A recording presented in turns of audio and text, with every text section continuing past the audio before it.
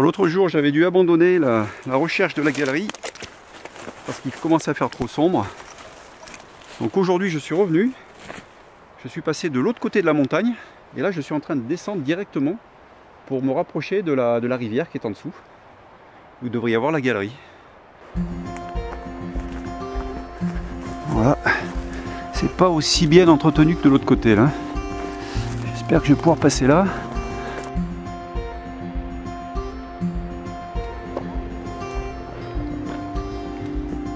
On va faire attention, pas se casser la figure. J'ai pas encore trouvé la galerie, mais là il y a un replat qui est tout à fait artificiel, donc il s'est passé quelque chose ici. Je vais essayer de descendre.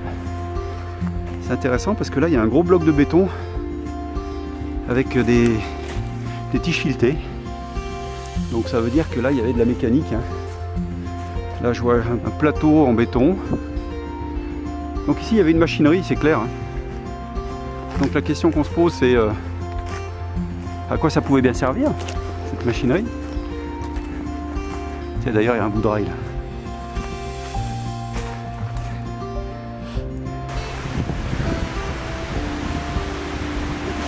Ça descend, ça descend. Alors, il y a une belle cascade en face là. C'est la cascade de l'autre jour, ça. Voilà. Avec la galerie de l'autre jour qui doit être en face. Ouais. Elle est juste là, la galerie de l'autre jour. Et ben donc du coup derrière moi, il doit y avoir la galerie, une autre galerie. Alors, c'est vrai que ça y ressemble, mais je la vois pas encore.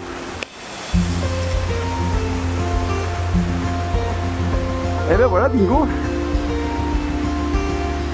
On l'a trouvé.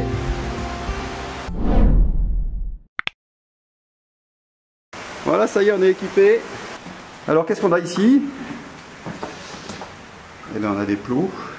Certainement, il y avait des machines là-dessus aussi, parce qu'on a aussi des tiges filetées. L'entrée, ça patauge un peu.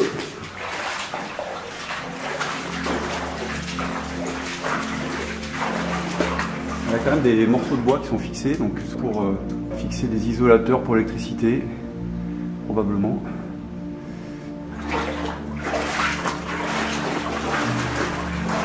Ouais, ben là on voit bien régulièrement les poteaux en bois.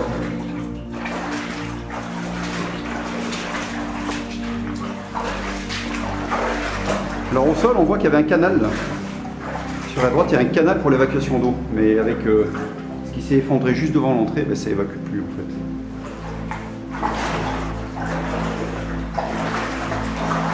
Alors c'est possible que sur ces pics là, il est possible qu'ils posaient des gaines d'aération.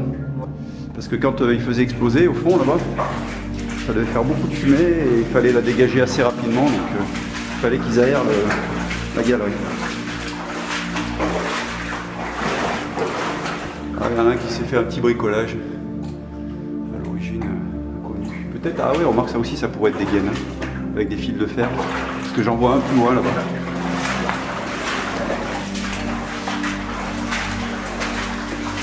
De faire ici aussi, il y en a régulièrement. Donc on avance et là on est en train de sortir de l'eau. Là il y a des eaux dans l'eau.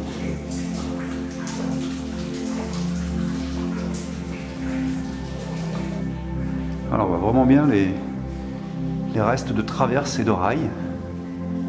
Enfin en tout cas la trace qu'ils ont laissée puisqu'ils ont été démontés. Ils utilisaient vraiment des techniques minières, hein, pour creuser leur galerie. Ah, sur la gauche, on a quelque chose. Des plots en béton, donc on peut imaginer que c'était des machines.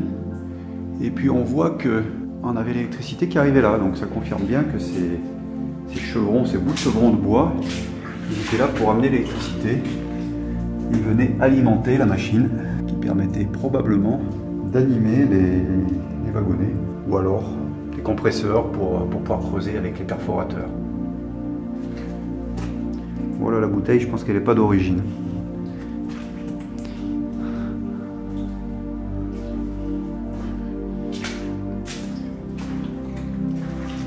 Et la galerie continue.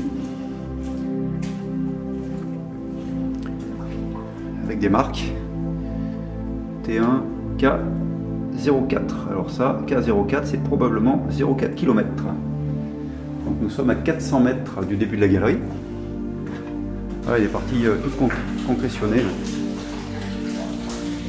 On fait un petit gour.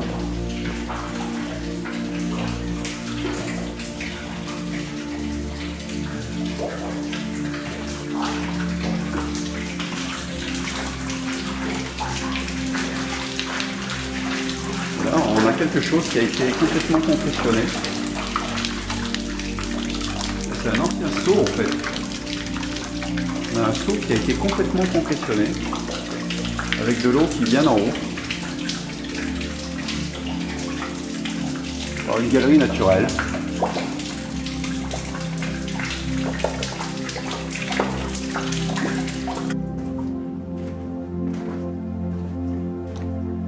Encore une petite loge, peut-être pour stocker du matériel.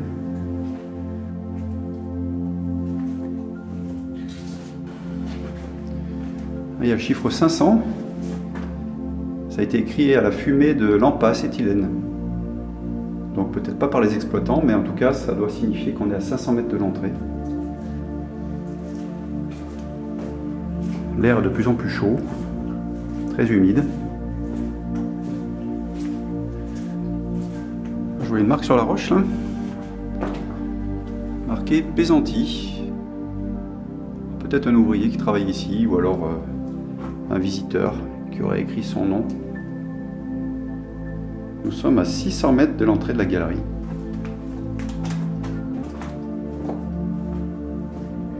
Je dois m'approcher du fond de la galerie. L'humidité est de plus en plus importante. J'ai de plus en plus chaud. Ici, on trouve une grande barre avec une pointe aplatie. Alors je me souviens plus comment ça s'appelle cet instrument. Ça permet de purger le plafond dans les mines et les carrières. Quand il y a des petits morceaux de roche qui se décollent, on les fait tomber pour éviter qu'ils tombent au moment où on ne s'y attend pas. On est sur une zone où apparemment ça permettait aux wagonnets de se croiser. Il y a une voie à gauche et il y avait une voie, la voie directe. Ça permettait ou de ranger des wagonnets ou de les faire se croiser.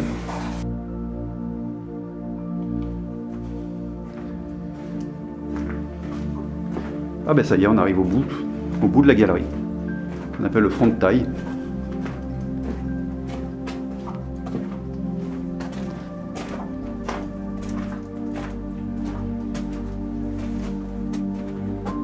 Voilà, donc là on voit bien les trous qui étaient faits avec des fleurets dans lesquels était bourré l'explosif. Ensuite il faisait éclater la roche pour pouvoir continuer à creuser la galerie. Donc ils se sont arrêtés là de creuser. Voilà, nous avons terminé la visite de cette galerie. Je me redirige vers l'extérieur.